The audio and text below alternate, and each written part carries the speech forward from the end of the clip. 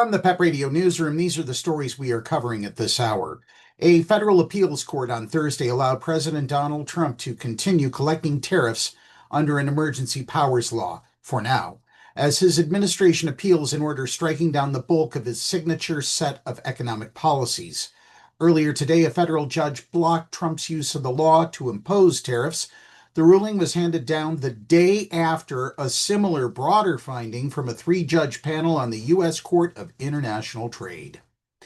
In other so-called swamp draining news, the State Department on Thursday notified Congress of an updated reorganization of the massive agency.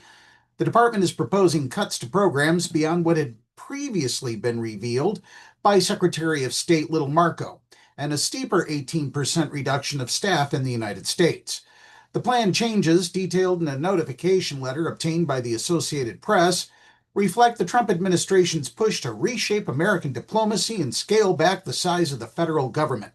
While we're at it, we're also trying to scale back the size of the people we can invite to White House dinners, largely because none of them will be diplomats. They'll probably be private donors. The proposal includes an even higher reduction of domestic staff than the 15% initially floated in April. In other words, Marco will have to cut back to just one maid running his house. The department is also planning to eliminate some divisions tasked with oversight of America's two-decade involvement in Afghanistan, including an office focused on resettling Afghan nationals who worked alongside the United States military. So in other words, they worked with our military for many, many, many years while we were just cascading our way through their country. And now that we pull away and decide, oh, we've had enough, those translators and those other helpers are left all on their own. Good luck, guys. In even crazier news from the Oval Office, President Donald Trump suffered mental anguish from CBS News' editing of a 60 Minutes interview with Democratic opponent Kamala Harris last fall. His lawyers are arguing in court papers. Trump's status as a content creator was also damaged by attention given to the interview, lawyers said. He is the president of the United States. What do you mean, content creator? It was part of their argument opposing CBS Paramount Global's effort to dismiss the president's $20 billion lawsuit against the company, filed Wednesday in U.S. District Court in Amarillo, Texas. Trump has claimed the editing was done to advantage Harris, which CBS rejects. Even with the effort to dismiss the case, Paramount is engaged in settlement discussions with Trump. The prospect of a settlement has so rattled CBS News that two of its top executives have resigned in protest.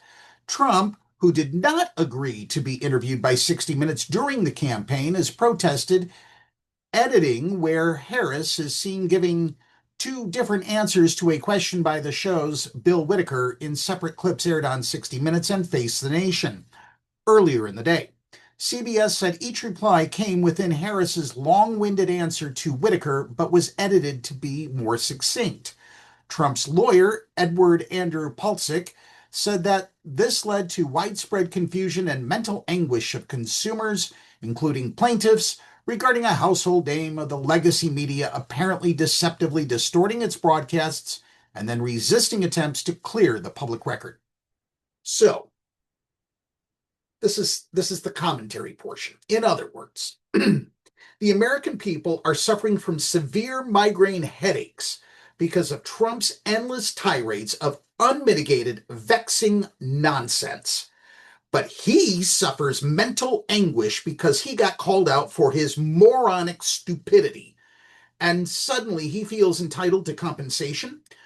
Perhaps Trump should call the attorneys at Paw, Chase, Bone, Wolfe, and Hound at 1-888-CALL-DOG.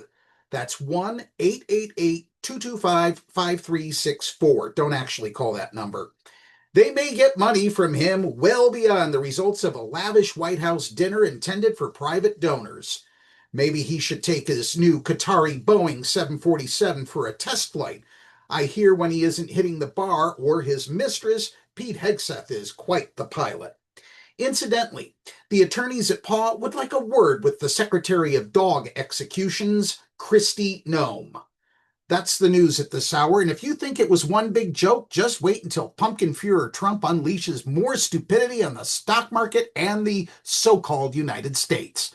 Up next, we have the latest weather forecast for the Meadville area here on PEP Radio.